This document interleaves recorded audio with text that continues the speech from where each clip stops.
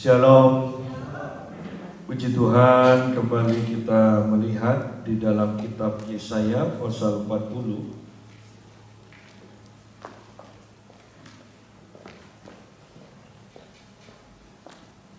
Yesaya pasal 40 ayat 27 sampai 31.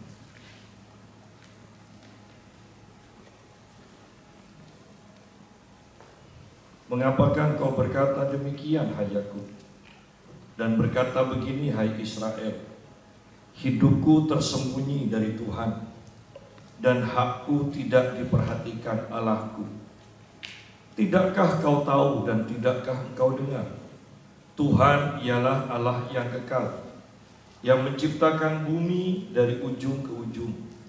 Ia tidak menjadi lelah dan tidak menjadi lesu, tidak terduga pengertiannya. Dia memberi kekuatan kepada yang lelah dan menambah semangat kepada yang tiada berdaya. Orang-orang muda menjadi lelah dan lesu, dan teruna-teruna jatuh tersandung. Tetapi orang-orang yang menanti-nantikan Tuhan mendapat kekuatan baru. Mereka seumpama raja wali yang naik terbang dengan kekuatan sayapnya. Mereka berlari dan tidak menjadi lesu. Mereka berjalan dan tidak menjadi lelah. Nah, firman ini mengingatkan kepada kita secara umum, kalau kita perhatikan bahwa banyak kelelahan yang terjadi kepada manusia di akhir zaman ini. Anda perhatikan secara selintas saja ayat-ayat yang kita baca dan kita menangkap kata lelah. Bahkan orang-orang muda dikatakan menjadi lelah dan lesu. Berarti zaman ini sudah sungguh-sungguh sangat-sangat berat untuk dijalani. Karena kalau kita berbicara tentang anak muda, teruna-teruna, remaja, kan seharusnya itu berbicara orang yang melakukan apa aja tidak pernah lelah. Tetapi ini sampai dalam taraf lelah dan lesu dikatakan. Bahkan ada orang-orang yang sudah putus asa, yang sudah tidak tahu lagi apa yang akan dikerjakannya. Ayat 27 berkata begini, mengapa kau berkata demikian, hai Yakub, dan berkata begini, hai Israel, hidupku tersembunyi dari Tuhan, dan hakku tidak diperhatikan Allahku. Lihat bahwa di sini berbicara tentang orang-orang yang merasa tidak diperhatikan, dan secara khusus tidak diperhatikan oleh Tuhan. Orang-orang yang merasa sendiri, merasa sudah lelah, orang-orang yang kalah, orang-orang yang penuh dengan keluhan-keluhan. Dan mungkin kita berkata begini, ya Pak, banyak orang seperti itu. Tidak aneh kalau di luar Kristen, tetapi yang aneh ini banyak orang Kristen pun seperti ini.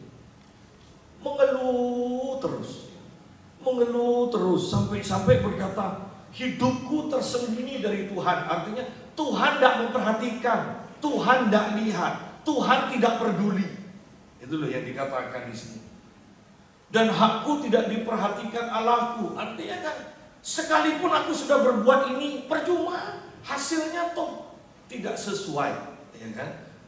Kita sudah berbuat baik, tetapi respon dari orang ya, seperti ini mengecewakan. Tuhan tidak membela.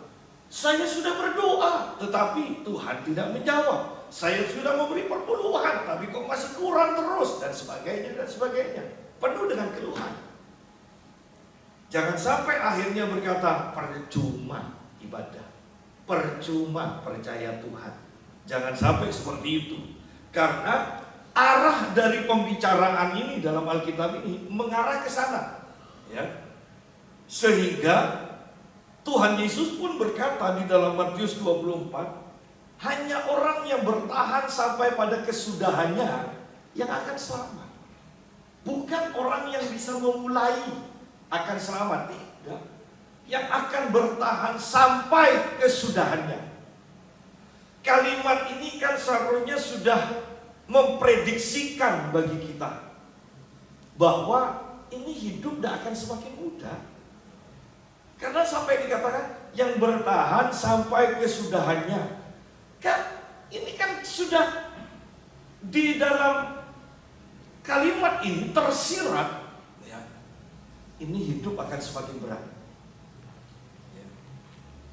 Karena hanya orang yang bertahan sampai kesudahannya. Anda lihat banyak orang yang tidak bertahan loh sampai kesudahannya. Ya. Banyak orang tidak bertahan sampai pada kesudahannya dalam hal apapun juga. Merintis usaha setengah jalan, ya, menikah setengah jalan, beribadah di satu gereja setengah jalan, beriman kepada Tuhan setengah jalan, ganti Tuhan yang lain, ganti Allah yang lain. Artinya bahwa banyak orang bisa memulai, tetapi belum tentu loh bisa menyelesaikannya sampai akhir. Karena dalam setiap apa yang dimulai itu ada rintangan-rintangan tersendiri, ada masalah-masalah tersendiri, dan kemungkinan ini akan menjadi semakin berat, ya. Karena tidak mungkin ujian itu tambah lama semakin mudah, ya kan? Jadi mari kita lihat bahwa di akhir zaman ini banyak orang yang hidupnya penuh dengan keluh kesah.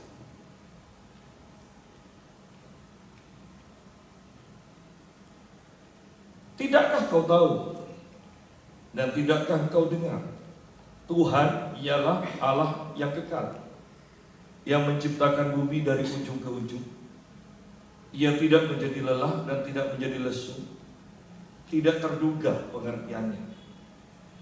Nah, untuk tidak menjadi lelah, bukankah kita harus belajar kepada pribadi yang tidak pernah lelah? Untuk belajar menjadi kaya, Anda harus belajar kepada orang yang jauh lebih kaya. Untuk menjadi berhasil, Anda harus belajar kepada pribadi yang lebih berhasil daripada Anda. Di sini, untuk tidak menjadi lelah, tidak menjadi lesu, Anda harus belajar kepada pribadi yang tidak pernah menjadi lelah. Padahal pekerjaannya, kita kan tidak pernah kan. Anda coba ngaspal jalan sendirian dari sini aja sampai ke ujung. Sedangkan Tuhan di sini yang menciptakan dari bumi, dari ujung ke ujung. Ya. Coba Anda punya rumah yang kamarnya 12 saja. Kemudian Anda usah pakai pembantu. Dengan syarat Anda harus nyapu setiap hari. Itu kalau ditambah ngepel setiap hari juga. Ya. Lelah. Bagaimana supaya tidak lelah? Hanya bisa belajar kepada pribadi yang tidak pernah lelah. Sudah kerja sedemikian rupa, bukan 2 rumah loh. Ini bumi dari ujung ke ujung. Anda harus belajar kepada pribadi yang seperti ini. Yang jadi masalah, banyak orang tidak mengenal Tuhan itu adalah Allah yang kekal, Allah yang selalu sama. Kekuatannya pun selalu sama. Dari mulai dia berkarya sampai dia selesai berkarya, kekuatannya tidak berkurang sama sekali. Dia tetap Allah yang kekal, dikatakan. Ya. Nah, banyak orang tidak mengenal Tuhan yang kekal ini. Bahkan gereja pun bukankah mengajarkan Tuhan yang berubah. Tuhan dulu menyembuhkan, sekarang sudah tidak menyembuhkan.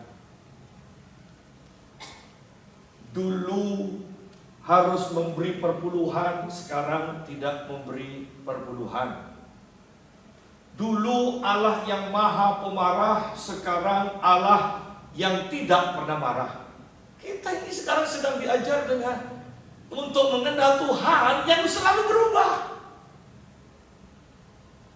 Sedangkan yang diajarkan di dalam firman Tuhan, firman yang tidak berubah ini bahkan adalah Tuhan Allah yang kekal. Artinya Allah yang selalu ada, Allah yang tidak pernah berubah. Allah yang memulai pekerjaan dan menyelesaikannya tanpa lelah. Kekuatannya sama sekali tidak pernah berkurang. Wow. Dan banyak orang Kristen bahkan tidak mengenal Allah yang seperti ini. Tidakkah kau tahu dan tidakkah kau dengar? Ada yang tidak tahu, ada yang tidak pernah mendengar karena tidak pernah diajarkan di dalam gereja, di dalam bait Allah. Kita hanya diajarkan tentang bagaimana supaya berhasil, bagaimana supaya hidup makmur. Padahal yang penting itu bukan bagaimana kita melakukan, tetapi yang penting itu adalah bagaimana kita mengenal Tuhan yang benar itu loh. Ketika kita mengenal Tuhan yang benar, maka semuanya aman. Semuanya aman. Nanti kita akan lihat selanjutnya bahwa pada akhirnya ketika kita mengenal Tuhan yang benar, hidup dalam persekutuan dengan Tuhan yang benar, kalau awal-awalnya adalah kita yang mengerjakannya, hidup dalam ketaatan, pada akhirnya ketika pengenalan kita akan Tuhan terus meningkat, maka Tuhan yang akan mengerjakannya bagi kita dan di dalam kita. Ya. Tidakkah kau tahu? Mungkin orang akan menjawab, saya tidak tahu memangnya. Ya. Tidakkah kau dengar? Tidak pernah diajarkan. Tuhan ialah Allah yang kekal, yang menciptakan bumi dari ujung ke ujung, ya. Yang menciptakan bumi dari ujung ke ujung. Berarti kan kita tidak perlu khawatir tentang hidup ini. Menciptakan bumi dari ujung ke ujung. Menciptakan, kata menciptakan, dari tidak ada menjadi ada. Rabu yang lalu kita sudah bahas, jangan meremehkan apa yang kecil yang ada pada kita, ya. Sedangkan yang tidak ada saja Tuhan mampu adakan. Apalagi yang sudah ada, yang dipercayakan kepada kita. Segala sesuatu yang dipercayakan, yang diadakan Tuhan bagi kita, yang dipercayakan Tuhan bagi kita, berarti berguna untuk hidup kita. Seringkali orang kan meremehkan, hanya ini, sisa ini. Padahal lihat bahwa yang membuat orang bertahan hidup, janda Sarfat bertahan hidup, hanya sisa minyak dan sisa tepung. Yang membuat janda seorang nabi di zaman Elisa hidup, bahkan saya katakan lunas hutang dan hidup dalam kelimpahan, itu adalah yang dipikir cuma hanya minyak dalam buli-buli. Itu aja, hanya. Tetapi di tangan Tuhan itu bisa melunaskan hutang. Di tangan Tuhan itu bisa membuat ibu ini, janda ini hidup dalam kelimpahan. Sisa dan hanya. Yang kalau kebanyakan orang punya sisa dan hanya, mereka pasti mengeluh. Mereka pasti sudah tidak berusaha lagi. Tetapi apa yang ada padamu?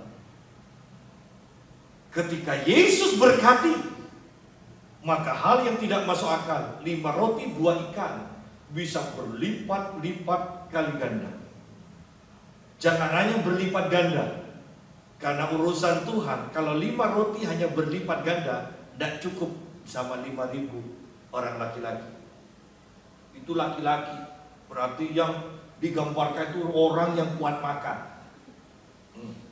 Belum perempuan yang selalu bawa tas kresek, ya. Itu pun masih ada lebihnya. Lalu kita mempunyai anak-anak sekarang, mantu kita yang hanya berani punya anak 1.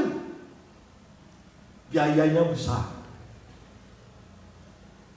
Loh, saya aja dulu dengan honor 20.000 berani punya anak 3 kok. Sekarang yang 10 juta tidak berani punya 2 anak. Coba lihat.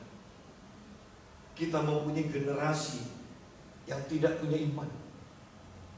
Karena di dalam Alkitab, sebelum Tuhan menciptakan manusia, Dia ciptakan Taman Eden dengan segala isinya, dengan segala makanan yang akan dimakan oleh manusia, yang akan diciptakannya. Sebelum manusia diciptakan, Tuhan sudah sediakan tempat, Tuhan sudah sediakan makanan yang akan dimakan. Sudah jemaat. Sekarang kita mendengar pengajaran bahkan di gereja, kita harus berhikmat. Punya anak aja perlu hikmat. Kembali kepada Alkitab, Anda akan mengerti bahwa Tuhan bertanggung jawab untuk mengadakan, mempercayakan kepada kita, dan Dia akan melipat gandakan. Oh, betapa luar biasanya kalau kita bisa mengenal Tuhan. Anda tidak akan pernah lelah beribadah, Anda tidak akan pernah lelah untuk berdoa. Kalau kenal Tuhan. Kenapa orang menjadi lelah beribadah? Kenapa orang lelah dalam memberi? Kenapa orang lelah di dalam berdoa? Karena dia tidak kenal Tuhan. Pak, tapi dia orang Kristen. Dia hanya tahu secuil. Kan repot kalau secuil kan? Anda bayangkan orang buta kenal gajah hanya secuil. Gajah seperti apa? Pokoknya panjang karena megang kenalnya, belalainya. Pokoknya kakinya lurus, tidak ada lututnya. Mungkin kan gitu kan? Karena yang dipegang kakinya lurus.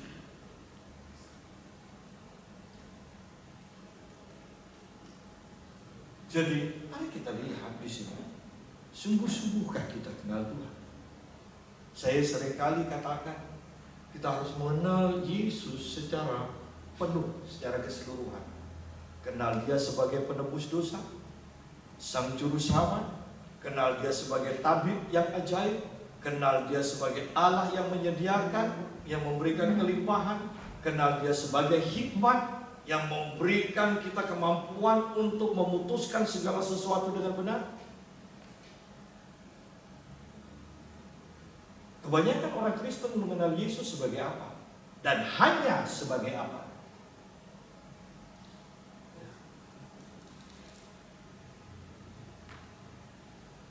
Tuhan ialah Allah yang kekal, yang menciptakan bumi dari ujung ke ujung. Ia tidak menjadi lelah dan tidak menjadi lesu. Tidak terduga pengertiannya. Tidak terduga pengertiannya. Pada akhirnya kan dengan kata tidak terduga pengertiannya. Apa yang kita pikir sudah tidak ada jalan keluar. Perhatikan kata tidak terduga. Kalau kita kan terduga, artinya terbatas. Berarti kalau dengan kita, pikiran kita, pengertian yang terbatas ini menemukan jalan buntu, berarti yang tidak terbatas ada kemungkinan, saya mau katakan supaya kita gampang mengerti, ada kemungkinan masih ada jalan yang kita tidak mampu lihat, tidak mampu mengerti. Dengan pengertian yang semakin meningkat, maka kita akan melihat, oh ada jalan. Pengertian yang meningkat lagi akan memberikan, oh ternyata banyak alternatif. Bahkan Yesus pun kalau kita mungkin hanya terbatas pokok doakan orang sakit sudah tumpang tangan. Tetapi Yesus kan nggak seperti itu. Ada kalanya Dia menumpangkan tangan, ada kalanya Dia menciptakan meludah, ada kalanya Dia cukup berkata terbukalah, jadilah sembuh.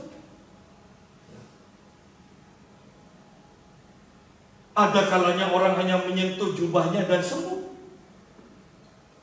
Jadi lihat, ada kalanya Dia memakai minyak, yang para murid memakai minyak.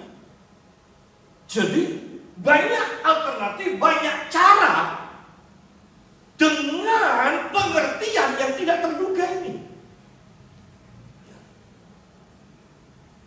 Kalau kita nggak tahu jalan alternatif, pokoknya ke Surabaya, pokoknya sudah satu jalan ini sudah. Ya. Kalau buntu, ya sudah, tunggu sampai Ngancam. Tapi orang yang punya, yang tahu, pengertiannya, pengetahuannya tidak terbatas. Tahu, oh kalau ini macet lewat sini. Ya. Kalau ini macet, oh masih ada lagi. Ya. Walaupun lebih kecil, yang tidak pernah atau jarang atau tidak pernah dilalui orang. Tetapi kita tahu kalau lewat ini kita pasti lolos. Nah, ini pengertian yang tidak terbatas. Untuk mempunyai pengertian yang tidak terbatas, betapa perlunya kita juga menyendiri bersama Tuhan, sehingga pengertiannya itu terus mengalir kepada kita. Inilah yang disebut hikmat. Ya. Anda bayangkan sampai di sini saja, bekerja tidak menjadi lelah dan mempunyai pengertian yang tidak terbatas. Bagaimana mungkin orang yang bekerja tidak menjadi lelah, pengertian yang tidak terbatas, akan mengeluh karena tidak bisa apa-apa. Hanya orang yang tidak mengenal Tuhan dengan benar yang akan mengeluh. Ya.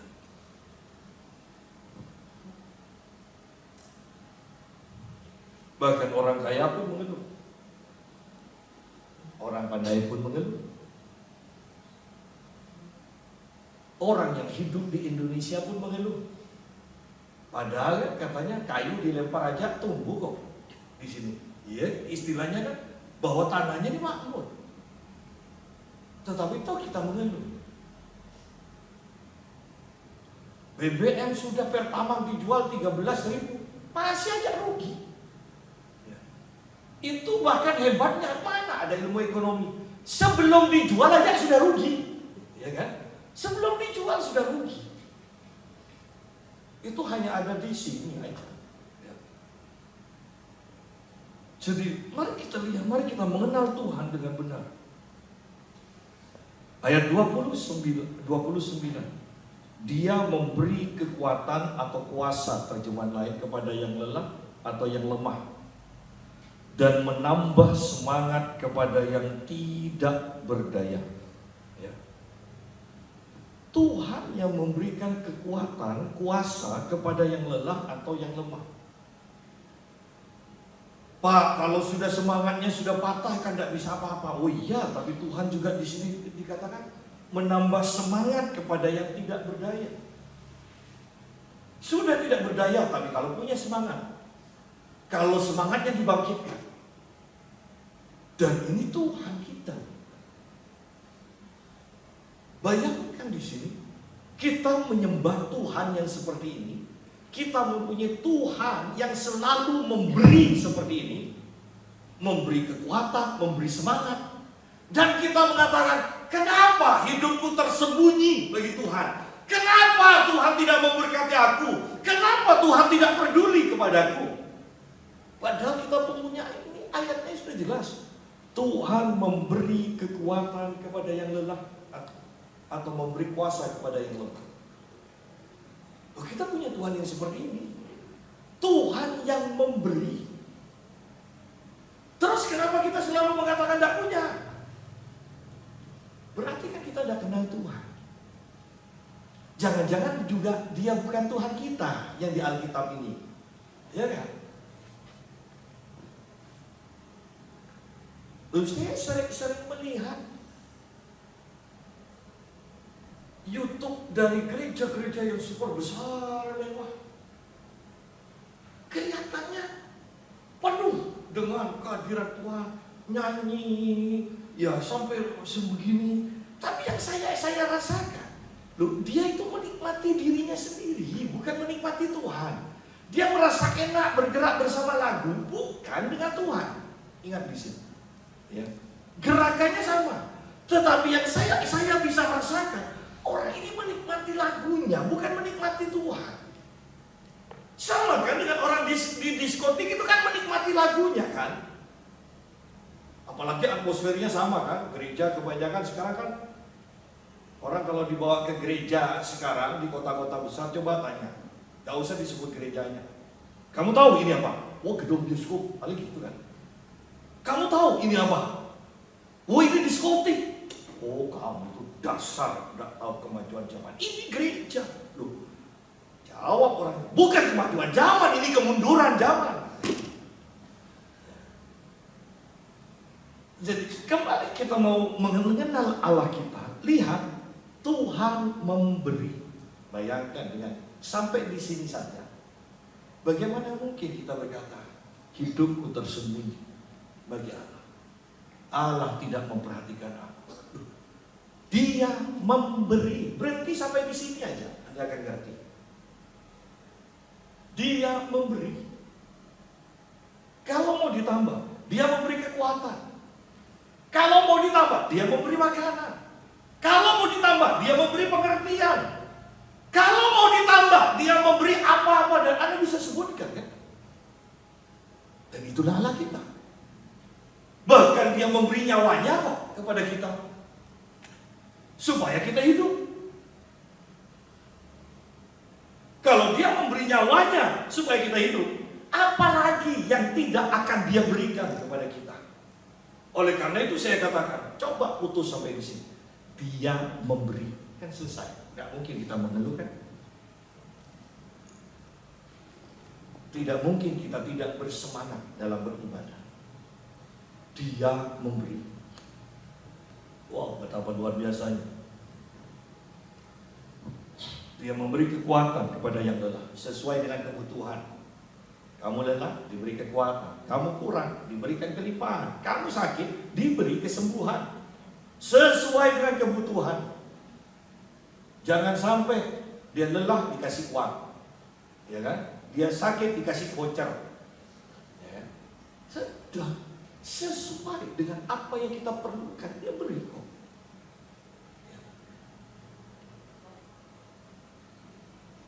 Dan menambah semangat, ya, menambah semangat.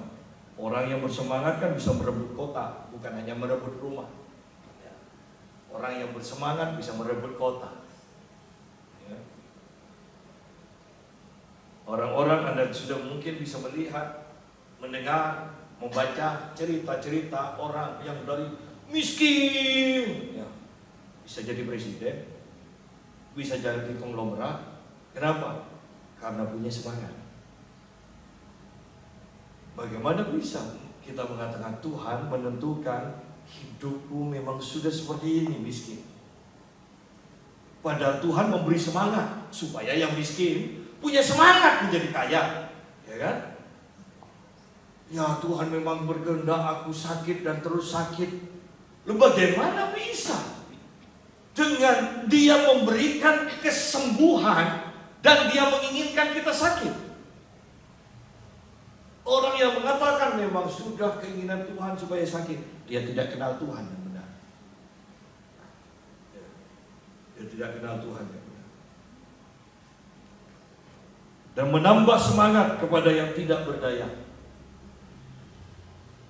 Kasih semangat, masih kurang, engkau tidak bangkit, tambah lagi semangat. Tambah lagi semangat. Betapa luar biasanya Tuhan. Orang-orang muda menjadi lelah dan lesu, dan teruna-teruna jatuh tersandung. Saya sederhanakan aja. Jangan mengandalkan kekuatan diri sendiri, engkau akan jatuh. Yang kaya jangan andalkan uang, karena engkau tidak akan, uangmu tidak berdaya dengan penyakit kanker, penyakit apa, penyakit jantung, segala macam. Engkau tidak berdaya. Yang sehat, kalau engkau tidak punya uang, engkau tidak berdaya juga, ya. Yang saya mau katakan, keunggulan ada batasnya. Tetapi Tuhanmu tidak kenal batas.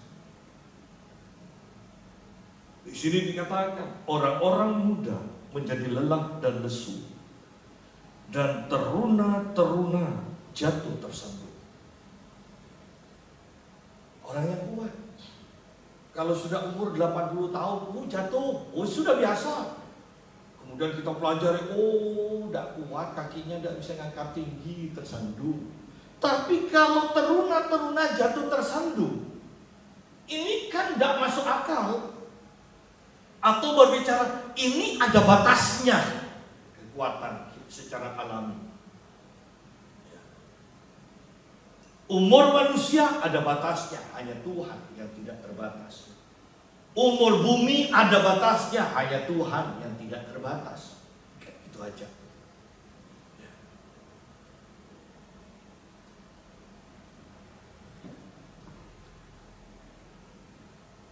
Emas di bumi ada batasnya kok. Itu kalau udah dibersihkan terus, pasti karat atau bahkan menjadi hitam dan sebagainya. Tapi murni, coba lihat. Hanya emas di surga juga, sama-sama emas. Tidak pernah karat. Saya tidak bisa bayangkan kalau emas di surga itu jadi karat. Ya. Jadi kita perhatikan di sini. Kita melompat sebentar ke dalam Injil Lukas pasal 21.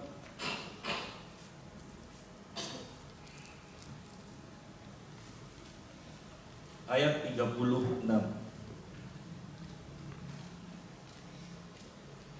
Berjaga-jagalah senantiasa sambil berdoa, supaya kamu beroleh kekuatan untuk luput dari semua yang akan terjadi itu, dan supaya kamu tahan berdiri di hadapan Anak Manusia. Bahwa dalam menghadapi segala sesuatu di akhir zaman, apakah kerusakan moral, kerusakan bumi, kecelakaan, perang, ekonomi yang hancur dan sebagainya, untuk bisa bertahan, kita butuh berdoa kepada Tuhan. Hidup dalam doa, hidup dalam keintiman dengan Tuhan.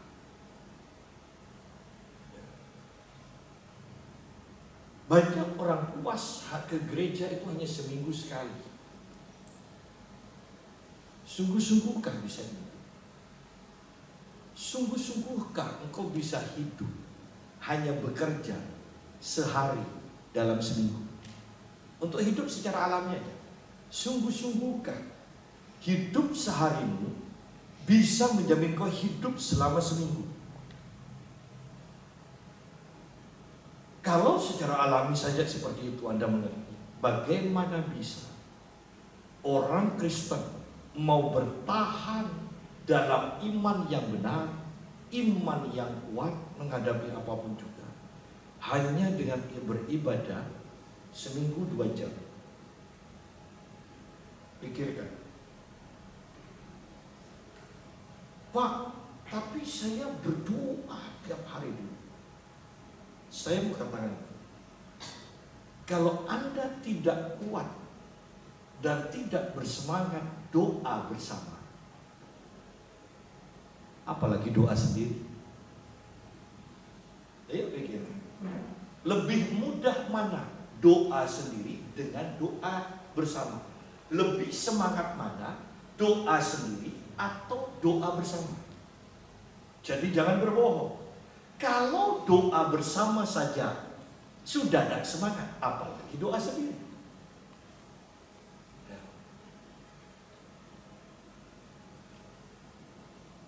Jadi mari kita lihat, kalau ibadah saja tidak semangat, bagaimana dengan kehidupan sehari-hari kita?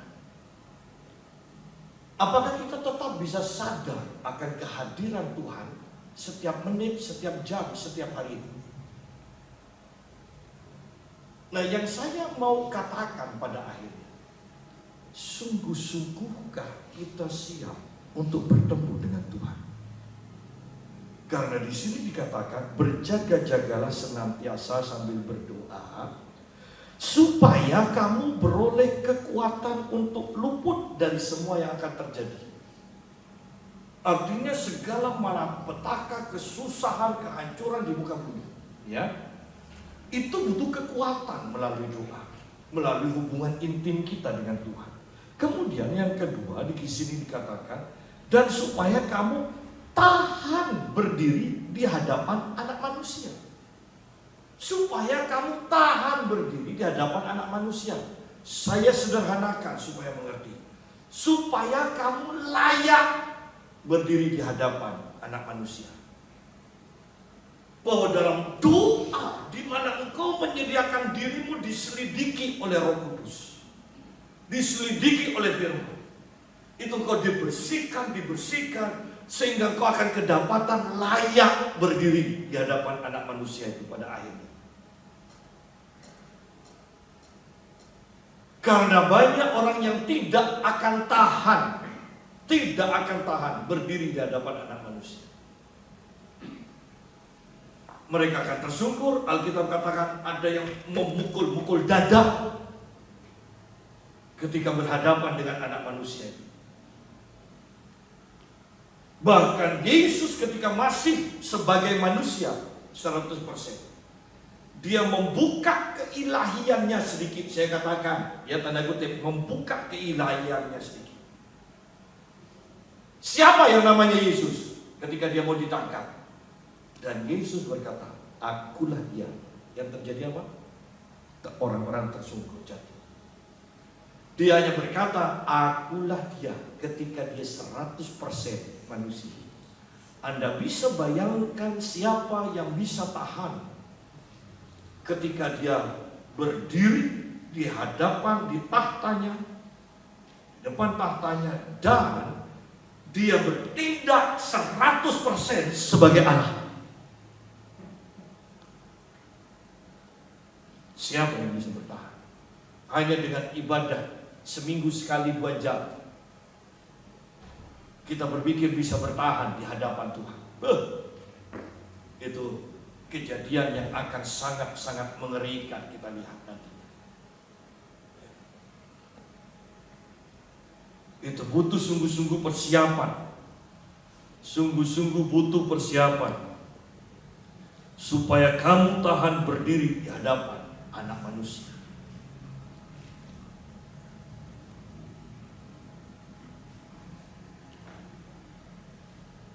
Kembali kepada pembahasan kita.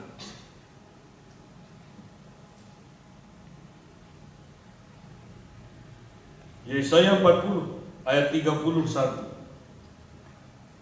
Tetapi orang-orang yang menanti-nantikan Tuhan mendapat kekuatan baru. Orang-orang yang menanti-nantikan Tuhan mendapat kekuatan baru. Orang yang berharap kepada Tuhan. Namanya berharap kan harus kenal kepada pribadi yang diharapkan. Kan tidak mungkin kan orang berharap, kita berharap dapat pinjaman uang kepada orang yang jauh lebih banyak utangnya daripada kita. Tidak mungkin. Orang-orang yang menanti-nantikan Tuhan, orang-orang yang berharap kepada Tuhan mendapat kekuatan baru. Menanti-nantikan Tuhan, orang yang menanti-nantikan Tuhan, terjemahan lain yang tepat, lebih tepat berkata, menggantikannya kekuatannya yang lama dengan kekuatan Tuhan yang baru. Menggantikan kekuatan ini dengan kekuatan yang baru, itu diistilahkan sebagai tali. Anda kalau tahu tali yang besar, itu kan terdiri dari beberapa tali yang kecil yang dililit-lilitkan menjadi tali yang besar. Nah, orang yang menanti-nantikan Tuhan diibaratkan seperti itu, menjadi satu dengan Tuhan. Itu loh. Itu arti ayat ini sebenarnya. Kita itu mengganti kekuatan kita yang lama dengan kekuatan Tuhan yang baru, atau menjadi satu dengan Tuhan. Orang yang menanti-nantikan Tuhan. Nah, bagaimana bisa kita mengatakan percuma berdoa? Percuma ibadah seminggu 3 kali, 4 kali, 5 kali. Bagaimana bisa percuma? Kalau yang terjadi itu seperti ini. Kitab Efesus, kitab Kolose kan selalu menekankan, tanggalkan manusia lamamu, kenakan manusia baru. Tanggalkan manusia lama, kenakan manusia baru. Bagaimana bisa kita menanggalkan kekuatan kita dengan kekuatan kita sendiri. Kecuali Tuhan yang beracara dalam keintiman, dalam persekutuan kita dengan Tuhan, Roh Kudus yang beracara. Orang-orang yang menanti-nantikan Tuhan mendapat kekuatan baru. Kuat. Mereka seumpama Raja Wali yang naik terbang dengan kekuatan sayap. Terbang dengan kekuatan sayapnya seperti Raja Wali dikatakan. Tahukah Anda bahwa hanya burung gagak, satu-satunya burung gagak yang bisa berdiri di atas tubuh Raja Wali dan mematok-matok Raja Wali, hanya burung gagak. Tetapi luar biasanya burung gagak ini tidak pernah akan mengibaskan burung gagak ini. Burung Raja Wali tidak pernah mengibaskan burung gagak. Tidak akan bertengkar dengan burung gagak. Raja Wali ini hanya akan terbang semakin tinggi di mana udara semakin menipis. Dan kemudian burung gagak itu tidak akan tahan. Burung gagak akan jatuh dengan sendirinya. Orang Kristen menghadapi apapun juga, bahkan kau dihina, kau difitnah, tidak perlu melawan. Engkau dirugikan, tidak perlu melawan. Kau terus cari Tuhan, naik lebih tinggi, lebih tinggi. Dan Alkitab katakan, ketika akan melewati rumah orang fasik, orang fasik itu lenyap. Burung gagak itu rontok, jatuh ke bawah, dan tidak kelihatan lagi. Itulah kehidupan kekristenan yang benar. Terus naik dengan kekuatan sayap Raja Wali. Satu hal yang tidak boleh tergantikan, keintiman kita dengan Tuhan. Itu tidak boleh tergantikan. Saya mau katakan supaya lebih mudah, karena kita itu kelihatannya sukar untuk memahami keintiman. Satu hal yang tidak boleh kita kurangi, waktu-waktu ibadah kita. Supaya lebih gampang aja, walaupun itu standarnya lebih rendah, kita harus masuk dalam keintiman, tetapi supaya lebih mudah dimengerti, jangan kurangi waktu-waktu ibadah. Dengan alasan apa? Dengan alasan apa? Tidak ada orang yang pamit untuk tidak bekerja, absen hanya karena badanku agak tidak enak. Orang absen kerja hanya ketika sekejap. Bagaimana dengan orang Kristen dalam beribadah? Hanya dengan alasan yang sebenarnya tidak akan mempengaruhi kehidupannya, mereka bisa meninggalkan waktu-waktu ibadah. Kenapa? Karena mereka tidak kenal Tuhan. Mereka tidak tahu sebenarnya apa yang dibutuhkan dan paling dibutuhkan. Perhatikan sungguh-sungguh. Ini zaman yang tidak mudah. Banyak yang mengganggu. Iya, burung Raja Wali. Ada burung gagak yang selalu mematok-matok. Nah, enak. Iya, tidak usah dilawan karena itu akan melelahkan. Karena burung gagak sudah ada di atasnya. Ya, Anda walaupun benar bisa disalahkan kalau engkau melawan. Tetapi ketika engkau naik lebih dalam lagi, engkau akan bertemu dengan firman. Pembalasan adalah hak, kata Tuhan. Selesai sudah itu orang itu. Ya, selesai. Pembalasan adalah hak. Hanya ketika engkau naik, orang fasik itu akan rontok, lenyap. Perhatikan 3 ayat di dalam kitab Mazmur 91.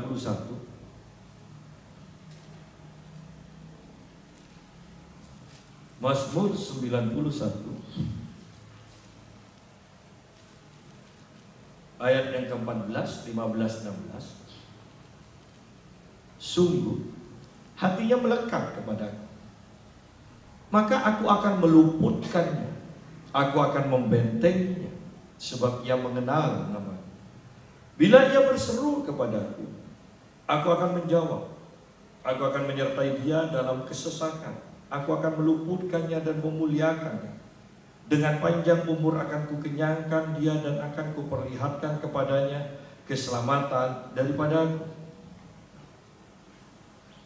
Perhatikan di sini ayat-ayat ini.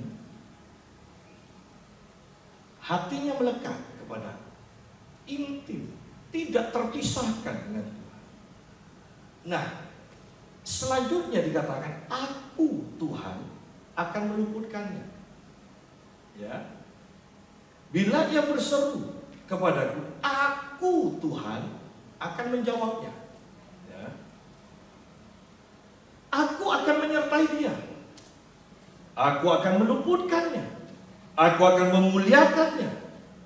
Aku akan memberikan panjang umur, karena di sini dikatakan dengan panjang umur akan kukenyangkan dia. Aku akan memberikan panjang umur. Akan kuperlihatkan kepadanya keselamatan daripada. Perhatikan. Ketika kita intim dengan Tuhan, kita sampai dalam level Tuhan mengerjakan semuanya untuk kita. Tuhan menyediakan semuanya untuk kita. Dan mungkin Anda mau terlalu rohani dan berkata, siapa kita? Tuhan kok melayani kita. Baiklah, dengan bahasa perjanjian baru, Tuhan bekerja di dalam kita dan melalui kita. Intinya Tuhan yang bekerja. Berapa banyak orang Kristen yang tidak mengizinkan Tuhan bekerja? Perhatikan kata ini. Tuhan maunya bekerja, tetapi karena kita tidak intim dengan Tuhan, karena kita tidak percaya kepada Tuhan, maka kita tidak mengizinkan Tuhan bekerja bagi kita. Padahal keinginan Tuhan adalah Tuhan bekerja bagi kita.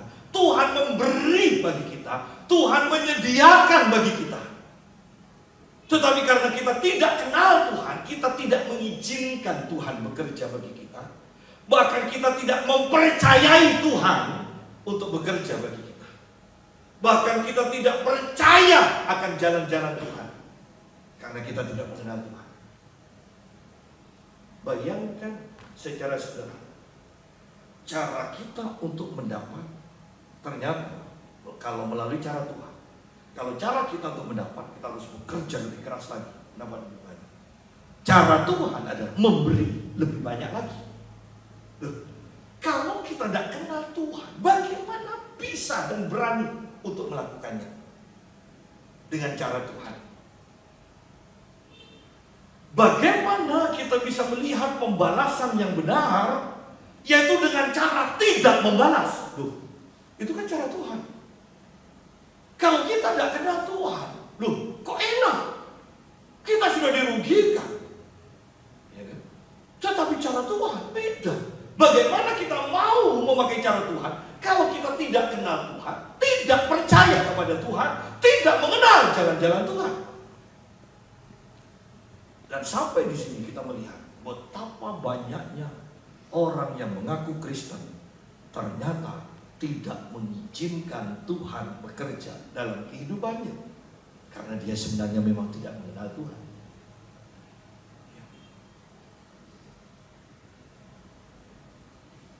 Bahkan di dalam kitab Maliaki, umat Tuhan sendiri berkata, percuma ibadah.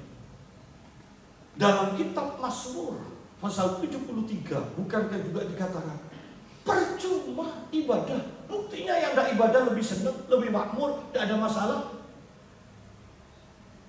Dan lihat, Mazmur ini, Mazmur 73 berkata, sampai aku naik masuk ke dalam tempat kudus Tuhan, baru aku mengerti bahwa mereka sebenarnya yang kelihatannya senang itu sedang ada di tepi jurang yang sangat dalam, dan kemudian kalau jatuh ada batu-batu runcing sedang menunggu, artinya pasti mati. Tetapi awalnya pemazmur mengeluh, kenapa aku yang menjaga kekudusan mengalami begini-begini, yang berdosa, yang tidak bermoral kok tambah senang. Sampai aku masuk ke dalam ruang kudus Allah, baru Tuhan perlihatkan siapakah yang bisa masuk ke dalam ruang Maha Kudus Allah, atau ke dalam rumah Tuhan, atau naik ke atas gunung Tuhan. Hanya orang yang menjaga kekudusan. hanya orang yang intim dengan Tuhan. Tidak semua orang intim dengan Tuhan. Tidak semua orang. Sehingga mereka tidak mampu melihat apa yang Tuhan kerjakan dan apa yang Tuhan akan kerjakan. Bahkan Tuhan tunjukkan sekalipun kepada kita, kita tidak bisa mempercayai. Itu beda sekali dengan cara-cara biasa kita dari kecil. Hemat pangkal kaya. Oh, itu sudah melekat dari kita masih kecil. Sudah bicara Tuhan, mau diberkati, tabur. Ingin lebih, tabur lebih banyak. Apa luar biasanya?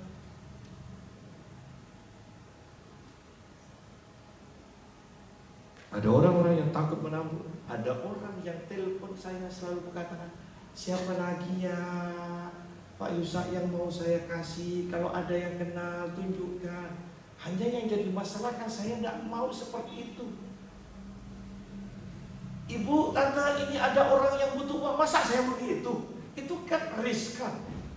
Tetapi yang saya mau ceritakan, ada orang-orang yang takut untuk memberi. Ada orang-orang yang bahkan bingung siapa lagi yang mau dikasih.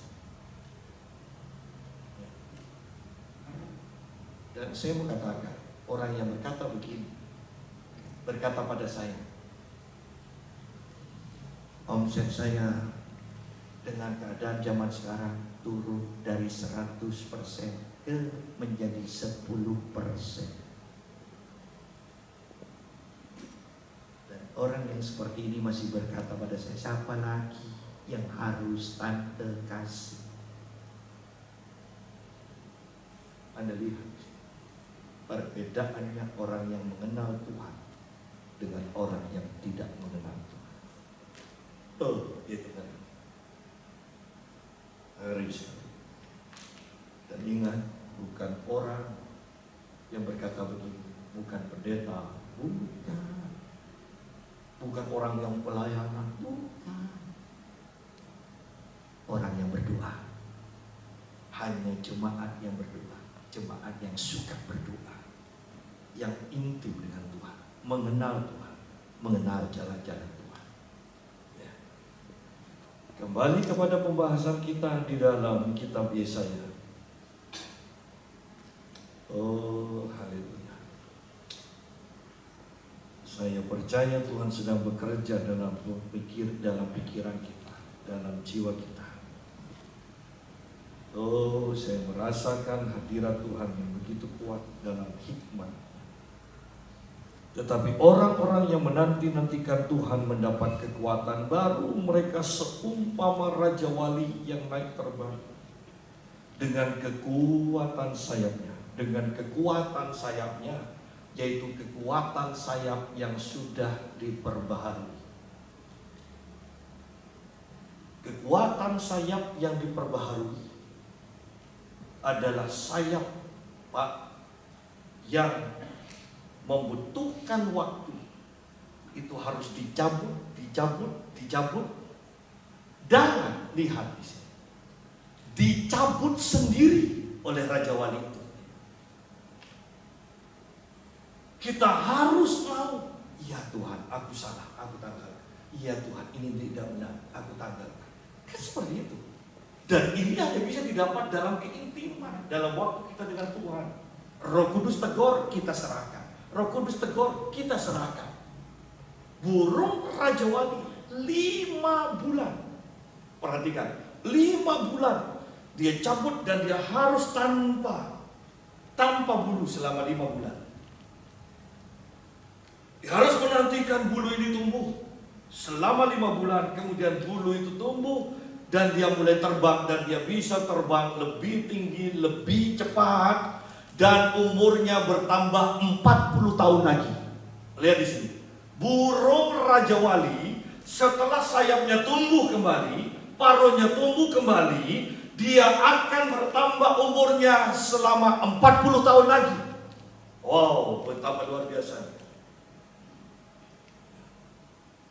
Hanya di dalam Tuhan, dalam menanti-nantikan Tuhan, engkau mendapat kekuatan baru. engkau diperbaharui. Engkau bisa bergerak lebih cepat, bukan menjadi lelah. Dikatakan, dulu sebelum kau menanti-nantikan Tuhan, kau gampang mengeluh, ya, gampang menjadi lelah. Sekarang mereka berlari dan tidak menjadi lesu. Mereka berjalan dan tidak menjadi lelah. Bukan luar biasa? Pak, mustahil, karena belum dipraktekkan. Anda jangan terburu mengatakan mustahil. Praktekkan dulu. Nantikan Tuhan. Nantikan Tuhan. Nantikan Tuhan. Tambah waktu-waktu dengan Tuhan, bukan dikurangi. Pak, saya sibuk. Martin Luther semakin terkenal, dia semakin sibuk. Tetapi Martin Luther mengatakan, aku bangun lebih pagi lagi untuk menambah waktu-waktuku dengan Tuhan, dikatakan. Wow. Dan kita mengagumi Martin Luther tanpa mencontoh apa yang dilakukan Martin Luther. Kita mengagumi Yesus tanpa mencontoh apa yang dilakukan Yesus. Kita mengagumi Paulus tanpa mencontoh apa yang dilakukan Paulus. Kita hanya menjadi pengagum. Tetapi ini waktunya kita mau menanti-nantikan Tuhan. Sebab orang-orang yang menanti-nantikan Tuhan mendapat kekuatan baru. Kita seumpama Raja Wali yang naik terbang dengan kekuatan sayapnya. Kita akan berlari dan tidak menjadi lesu. Kita berjalan dan tidak menjadi lelah. Tuhan memberkati. Haleluya. Haleluya. Saya minta Vijo berdoa.